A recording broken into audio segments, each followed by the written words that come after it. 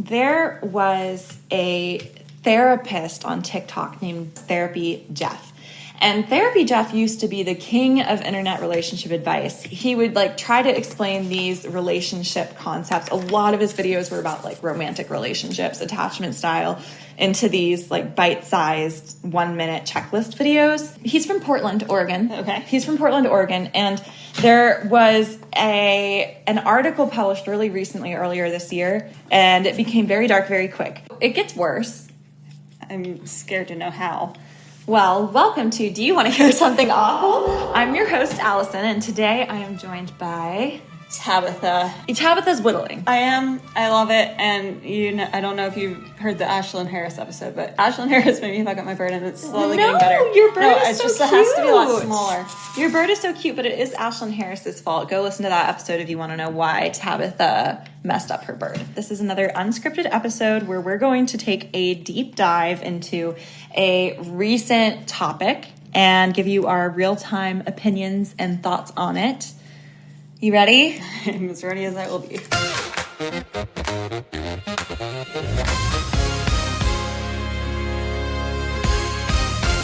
Jeff saw couples therapy in Portland. It's very disturbing seeing the real Jeff come out. Is he having a fall from grace moment? A fall from grace, yes. One thing that I think is that know better, do better. So if you're a therapist, you've studied human behavior and psychology and what is an empathetic. So to do the things that Jeff did, if you know better, you should have done better. Yeah. I don't know what he's done, so I'm very curious. But I think that's a very, very good, it's true. If you're a therapist, I'm curious to know what he's done. He had 3 million followers on TikTok, 1.4 million followers on Instagram.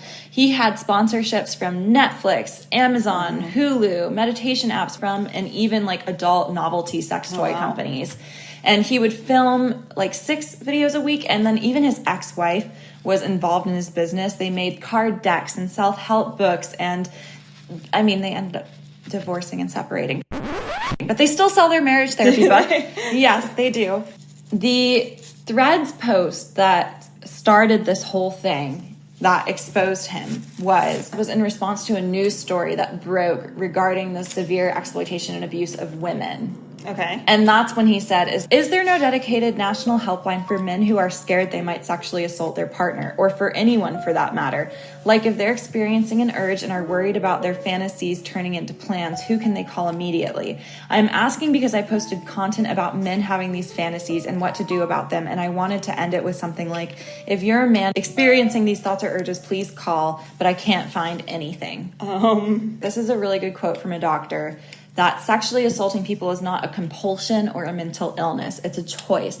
There are no national helplines for criminal behaviors like murder, robbery, or arson. This idea that there should be a helpline for men supports the narrative that sexual violence is innate in men when it's not. There's no drive to violate others. Men are taught how to make horrible choices, invest in early anti-misogyny education and initiatives, and change rape laws to address systemic misogyny. So this is from another doctor on social media, and I can't find who wrote this. Well, it's a mic drop moment. But it's a mic drop moment. This is such a good point. I like this person who's saying this response to this. I think you're mistaking fantasy with control and rage. Men aren't raping women because it's a fantasy. They're doing it because they don't think of women as anything but property. This therapist, Denise, pointed out that framing potential rapists as individuals struggling with involuntary intrusive thoughts pathologizes their predatory intent and kind of is conflating their choice of violence with harm OCD. But harm OCD is where sufferers experience these mental images of violence but are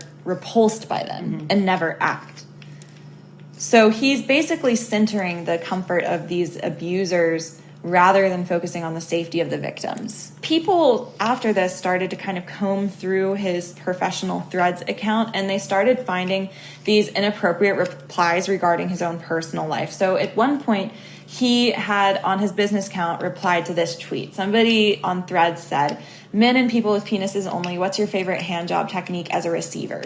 And he replied, TherapyJeff on his official account. Oh my gosh. There's technique, but honestly, a lot of it is the whole vibe. If you're leaning over me, looking a little wrecked and hungry for it, acting confident, playful, and a little bossy, that really does it for me. Technique-wise, the tip is the most sensitive and pleasurable, so tease that spot for a while with lots of eyes. Run your full hand over it a few times. When I start getting close, move faster and focus on the tip even more. When I'm done, it's fun to see you feeling really pleased with yourself.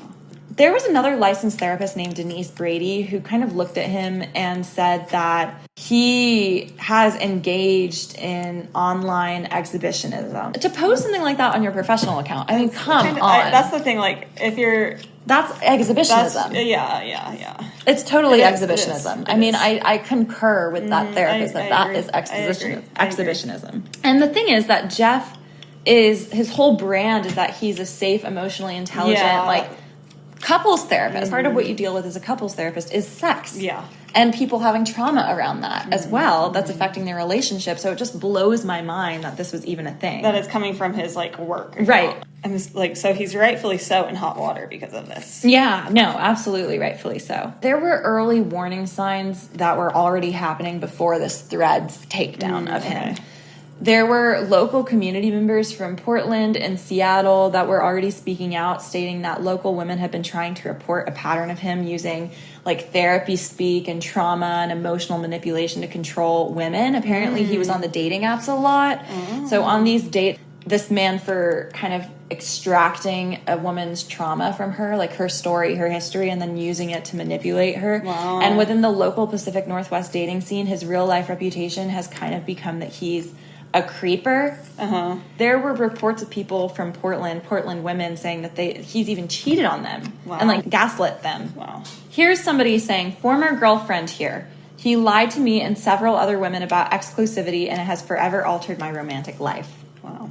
And I think he's using his therapy training to manipulate, lower people's defenses, make them feel safe, and then use whatever they share to get control over them. It's really fucked up, honestly. It is. It's very fucked up. He also has made videos before about people with anxious attachment style are consistently amazing in bed. Huh? I know, what do those things... Jeff, cite a source. Yeah. There is not a single source that I've been able to find on the internet that's scholarly that says that. And he's saying that as a licensed therapist, he's trying to fill this gap and provide free, low-cost mental health education. That is not mental health education. No, but it is low cost. High cost, though, at your sanity. He's on Tinder. And this is the thing is too, he's such a publicly known therapist that it's just it just feels like it's blurring all sorts of lines. It's blurring all sorts of lines, and I also feel like if somebody was that good at relationships, it feels like they wouldn't necessarily be single and on a dating app at his age. I agree. I'd be judging him for sure, but way less if he wasn't doing this all as TherapyJeff. Right. Why on your public account? Again, it just goes with what that one other therapist commenting on him was saying about online exhibitionism, you know? It is. Because there are more posts like that. Ugh. There was another person in Portland who said that he gave them a weird vibe, the kind of guy who uses therapy language to get laid. No, I can see that for sure. Yeah. That's kind of what it's striking me as, too. He kind of gaslights people into thinking something's wrong with them if they're uncomfortable with his, open discussion about this. He said, if a little bit of transparent sexual communication makes you uncomfortable, that sounds like a boundary you need to unpack with your own clinician. I'm completely unbothered by discussing insert explicit physical technique in public. It's natural. I would disagree when that's a platform that you're going to have clients through. It's weird, because I also don't think, I think sex therapists are helping the other people. Right. It's not the sex therapist recommending. These techniques are really good. That's not how sex therapy works at all. No. It's not. And also, the fact that he's specifically listing physical acts as well is disturbing. Sorry, I can't find the exact quotes. I found these quotes from an online article that had redacted them, and I think he got everything else taken down. If he has the power to do that, how big is he? Pretty big. He has millions of followers. TherapyJeff said in a recent video that if men don't feel angry while reading the Epstein files, they should read it with the face of a close female relative or student in mind. It's just kind of weird. It's kind of weird to tell them to picture a young student of theirs. What he's suggesting is that men are kind of incapable of basic human empathy for survivors unless they filter it through like a patriarchal lens of ownership over their sisters, daughters, students. It's very performative, and people are saying like his feminism is very performative in a lot of ways, you know, and he very much tends to center like men. And I mean, it sounds kind of similar to the rape hotline or whatever. Yeah. Also, whenever he posted his apology video, which I have and will watch it. So he's apologized for. It was actually like kind of a good apology if you don't know the context. Okay. Because he's a therapist, right, and he can like spin the language. Yeah, but he only posted it to Instagram. Threads is connected to Instagram. But people on TikTok he thought might not have seen those threads. So he didn't want to loop them in. He's trying to save one of his save one of his platforms. Here's his apology video. Earlier this week asking where men could call if they were worried they might sexually assault their partner. I posted that the same week the CNN investigation came out about the global network of men who drug and rape their wives. To anyone who read my post and felt hurt or unseen by it, I hear that, and you're right to be angry. Instead of centering survivors, I centered the internal experience of the men who might do the harming. I applied a framework that shifted attention toward the man rather than grounding it in the impact on the woman he might hurt. Men do this. I did this here. I was wrong, and I'm very sorry. I also got the clinical substance wrong, and I want to be specific about that part. My framing treated sexual assault like an intrusive thoughts problem. The research shows that it's driven by entitlement and deliberate choices rather than thoughts someone is trying to resist. I misapplied an OCD treatment framework to a completely different issue, and I was out of my scope. While it's my responsibility, I didn't catch this on my own. Commenters and other creators took the time and effort to educate me. That labor mostly came from women and from survivors. I'm really grateful you shared that with me. I read what you wrote, and I'm still learning from it. I also want to name that for many of... How many times do you think he said in his therapist career, I'm so grateful you shared that with me? Yeah, I think a lot. Like, he knows what to say. He knows what to say. It just doesn't even seem sincere, though. Like, there's like not emotion behind it. I feel like he's reading off of a teleprompter. Therapist you trusted. The work I do centers on creating safe spaces, whether that's in an office or online. That's not something I take lightly. I crossed a line in how sexually explicit I was in a recent post. While that alone was inappropriate, I also didn't take into account how hurtful this was given everything that's going on. I reinforced dynamics that harm people and make them feel unsafe. It was a gap in judgment. It was not appropriate. I'm really sorry. I take seriously the fact that you spoke up when I got this wrong. I am not going to shy away from that. It's how I do better. I mean, that's the apology video. I mean, he knows what to say. He knows what to say. I just can't tell. I think all of us have had our trust broken at this point, so it's hard to know whether or not to believe him. And I think he did cause like such deep hurt in the community. Yeah. I mean, one person in the comments is even saying, I burned your book. And another one brings up a really good point of where is the apology? Where is the apology for those in the OCD community that are now thinking that their intrusive thoughts could lead them to sexually assault someone? That's fair too. And that is like deeply harmful, not only to the OCD the community of people who are affected by OCD, but also to the way the world perceives them. Especially when you have 4 million followers that you're telling that it's kind of like an OCD thing that you would sexually assault somebody, you know? Yeah, absolutely. And he's absolutely right that the research points to entitlement. And it feels like as a professional with a graduate degree, he should have been able to do a little Googling. And like it was all therapist speak, his apology, like it really was, like it just sounded like that could be an AI generated apology. Like it didn't even sound like sincere. I don't know how people are perceiving it. People are split between like, I still love the work you do. Thank you for apologizing. This is how we learn. Other people are saying they will never have their trust back, you know, that he will never earn their trust back. And some people are saying that they don't believe this apology at all. Like, did you sense sincerity from that? I can't tell is the thing, and that's why I understand why women in Portland are saying that they're so caught off guard by how he gaslights, because you just cannot tell. The fact that he only posted this on Instagram, he didn't post it on Threads, and he didn't post it on TikTok, shows me that I think he's so concerned about optics and less about getting this message across, you know, correcting himself. Maybe he got like the most like flack on Instagram or something. Yeah. And he's trying to do like damage control. TherapyJeff, he also said, I've spent the last few years constantly holding space for millions of people's relationship anxieties, and it has completely drained my internal capacity. In my effort to be raw and transparent on Threads, I allowed my professional boundaries to slip, and I deeply overshared in a way that caused unintended harm. I now realize that my inner child was operating from a place of pure burnout. Because of that, I am choosing to honor my own boundaries, step away from the digital arena, and go offline for a social media break to do the deep restorative work I need. I mean,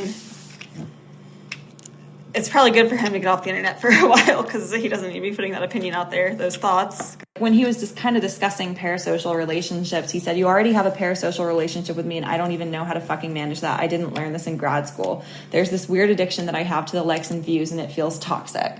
So do you think he's just saying controversial things too to like... Yeah, maybe so. I don't know. I mean, I think he's like, if he has this addiction to the likes and the views, like maybe he knows that the more out there stuff he posts, the more views that he will get, the more engagement. That's really fucked up too. There's already so much stigma around mental health care, and I feel like this will just make people not even want to go get it. Yeah. It's unfortunate because I think this could like be re-traumatizing to people regarding mental health care. Is it cancel culture? Is he a victim of cancel culture? Or are we right in having a hard time giving him our trust after this? Yeah, well, I mean, I think he also, like, it's under his work name. Like, right. That's and his license as a therapist. So, I mean, I do think it's valid to question it. What's the point of changing and learning where they're, like, forgiven in the public eye? Like, what is enough? You know what I mean? For, like, to be forgiven in the public eye? Yeah. I mean, I guess it depends on how much damage is done, too. How big is this backlash? It was huge. Huge. Everybody was talking about it. So it sounds like a lot of people are hurt by what he said. But the response to his apology is very split. Okay. I think that there are really bad people who can say good things and really good people who can say bad things. I mean, if it wasn't the case, how do cult leaders exist? Yeah, no. You know, like people get into that because like these leaders will say something that really speaks to them and then there's like a dark side to it, you know? So I think it's a tricky topic because therapists study the human psyche and behavior, and they know what to say, and they know they carry this responsibility to be ethical and considerate. And I think anybody posting on social media in their professional capacity under their license has a duty to always make sure that their content is well researched and accurate. And I feel like I saw a lot of his that was attention grabbing and clickbaity, and I think it might have to do with his own admission that he is kind of addicted to likes and views. Yeah. I mean, because the thing is, too, it's like my biggest beef is that he has a licensed mental health professional. Because if this was like some accountant, like talking about, like under their work thing, I'd be like, maybe they accidentally didn't sign out. But like it's clear he's like, it's just, I don't know. It still rubs me the wrong way. Like, because I also disagree with cancel culture, but it just, with his position, like, people do take professional mental health counselors, like, opinions into, like, they hold them with more weight than probably if, like, the average person was going on there and giving mental health advice. Like, so I think you kind of have a duty to share accurate information and make a safe space. And it just doesn't feel very safe when, like, that's what he's choosing to do with his account. No. And so, I mean, do I think he should have to, like, burn forever in flames? Like, no. But I do think, like, he needs to take some accountability. And I don't think his apology was one of the better ones I've seen.